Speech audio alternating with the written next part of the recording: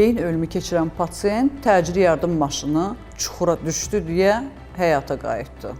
Qeyri-adi tibbi hadisələrdən hali olmaq üçün bizə sona qədər baxın. Saf televiziyasında tibb xəbərlərinin vaxtıdır. Studiyada Günel İbadovadır. 5 yaşından balaca uşaqlarınız varsa, onlara telefon vermək tövsiyə olunmur. Bunu Britaniyanın rəsmiləri açıqlayıblar. Niyəsini isə baxıb biləcəksiniz.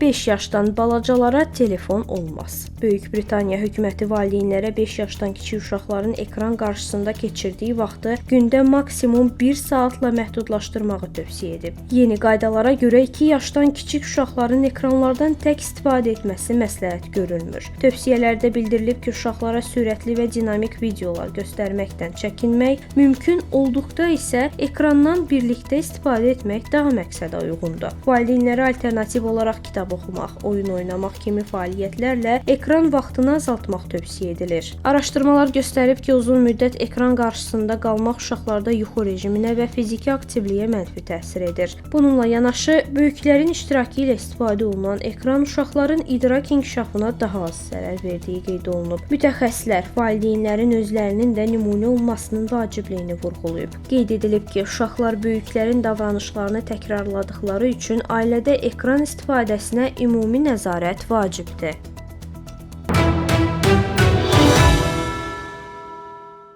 Amerika gəncləri Metaya, YouTube'a, Facebook'a, Instagram'a və Google'a məhkəmədə qalib gəldilər. Məsələ burasındadır ki, istifadəçilər iddia edirlər, sizin alqoritmlərinizin, paylaşımlarınızın sayəsində bizim psixologiyamız pozulub. Uzun müddət davam edən məhkəmənin nəticəsi isə bugün açıqlanıb. Baxaq görək gənclər bu qalibiyyətlə nə əldə ediblər?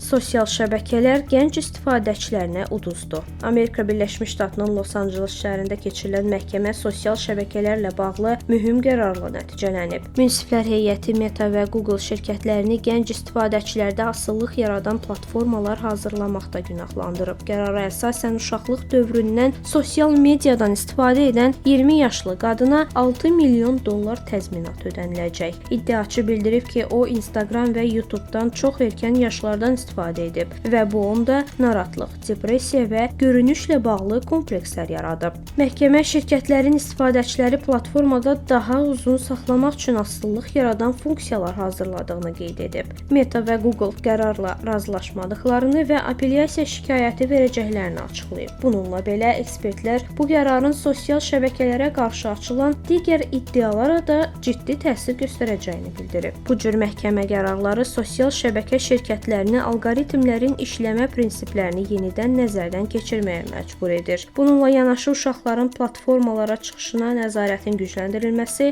yaş yoxlama sistemlərinin təkmilləşdirilməsi, təhlükəli məzmunun qarşısının alınması və valideyn nəzarətinin genişləndirilməsi üçün yeni mexanizmlər tətbiq olunur.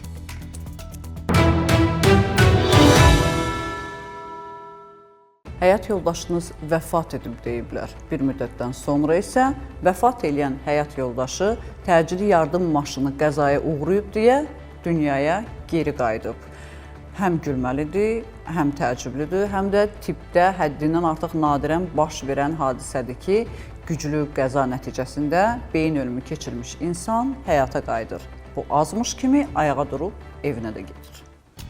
Təcili yardım çuxura düşdü, pasiyent dirildi. Belə ki, məhkəmədə tibb işçisi olan 50 yaşlı Vinyeta Şukla 22 fevralda ev işləri ilə məşğul olarkən qəfildən huşunu itirib. Əvvəlcə yerli xəstəxanaya aparılan qadın vəziyyəti ağır olduğuna görə daha təciz olunmuş tibb mərkəzinə köçürülüb. Müayinələrdən sonra həkimlər onun beyin ölümünün gerçəkləşdiyini söyləyib. Hadisə Hindistanın Uttar Pradesh əyalətinin Pilibhit şəhərində baş verib. Həkimlərlə məsləhətləşmədən sonra qadının ərinə sağalma şansının olmadığı bildirilib. Dəfn üçün qadın təcili yardımla evə göndərilib. 24 fevralda təcili yardım maşını böyük bir çuxura düşüb və nəqliyyat vasitəsi şiddətli sarsılıb. Onun sürətlə yaxşılaşması səbəbindən təcili yardım maşını xəstəxanaya yönləndirilib. O tezliklə ailəsi ilə danışmağa və ünsiyyət qurmağa başlayıb və sağ-salamat evə qayıdıb. Sosial şəbəkələrdə müzakirələrə səbəb olan bu hadisə möcüzə kimi şərh edilib. Mütəxəssislər isə bunun olduqca nadir bir hal olduğunu qeyd edib.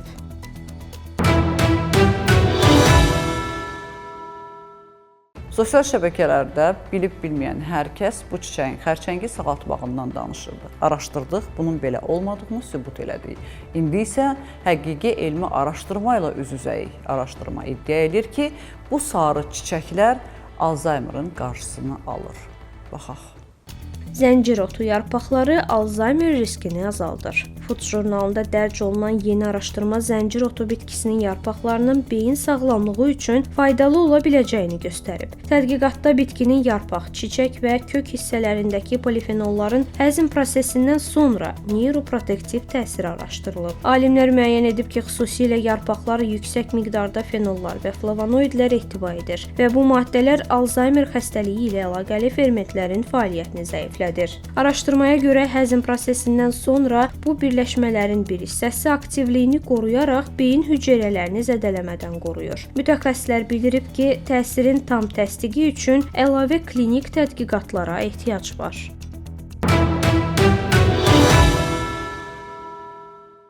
Qadınlar üzündəki qırışlardan, kişilər isə tökülən saçlardan əziyyət çəkir. Amma nə etmək lazımdır ki, özgüvən geri qayıtsın və kişilər keçəlliklə üz-üzə qalanda özlərinə inamları azalmasın. Çox gözəl bir üsul var, tamamilə saçları qırxıb keçəl olmaq. İnanmırsınız? Bu tədqiqata baxın. Keçəlliyin psixoloji gücü. Almaniyada bir neçə kişi saç tökülməsi ilə mübarizədə qərar qəbul edib, saçlarını tam qırxır. Aparılan müşahidələr və fərdi təcrübələr göstərir ki, tökülən saçlarla mübarizə aparmaqdansa onları tamamilə qırxmaq nəzarət və özünə inam mənbəyinə çevrilir. Saçlarını itirməyə başlayan şəxslər illərlə bu reallıqla barışmayıb. Kimisi seyrəlmiş hissələri gizlətmək üçün fərqli darama üsullarına əl atır, kimisi isə seyrək saçlarını papaqla gizlədir. Uzun saçları öz şəxsiyyətinin bir hissəsi hesab edənlər üçün bu proses daha ağrılı keçir. Onlar bahalı transplantasiya və dərman preparatlarına müraciət etsələr də çox vaxt nəticə müvəqqəti olur. Hər səhər güzgüdə yeni tökülmə izi axtarmaq daimi stress və narahatlıq mənbəyinə çevrilir. Dermatoloqlar və psixoloqlar qeyd edib ki, kişilərin əksəriyyəti 50 yaşına qədər ciddi saç seyrəlməsi ilə üzləşir. Təcrübələr göstərib ki, keçəlliyi qəbul etmək qərarı insana illərdir itirdiyi psixoloji rahatlığı geri qaytarır. Saçlarını qırxan şəxslər qeyd edir ki, hətta ən gür saçları olduğu vaxtda belə bu addımdan sonrakı qədər özlərinə əmin olmayıb. Unutmayın, insanı yoran saçın yoxluğu deyil, onu itirmək qorxusudur.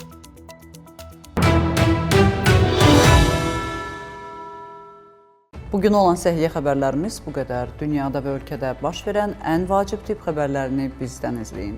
Unutmayın, bilmək hər zaman bir addım öndə olmaq deməkdir.